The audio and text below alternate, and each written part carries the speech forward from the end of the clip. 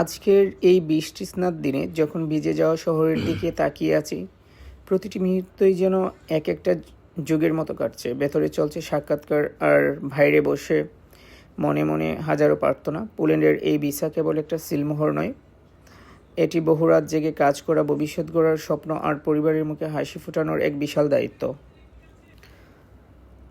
বন্ধুদের সেই মুড়ি মাখার ও একসাথে খাওয়ার মুহূর্তগুলোর কথা, পোল্যান্ডের কনকনে ঠান্ডার মাঝেও হয়তো এই উষ্ণ স্মৃতিগুলো আমাদের প্রত্যেকেই শক্তি যোগাবে।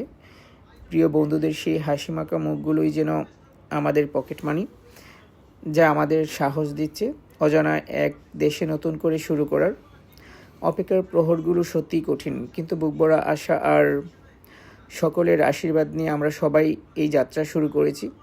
জানি ঠিকই একদিন এই স্বপ্নের সেই ভিসা হাতে পাবো। আবারও নতুন কোনো শহরে বন্ধুদের সাথে মুড়ি আর চায়ের আড্ডা হবে। শুধু ঠিকানাটা তখন বদলে যাবে, এই স্মৃতিগুলো থেকে যাবে।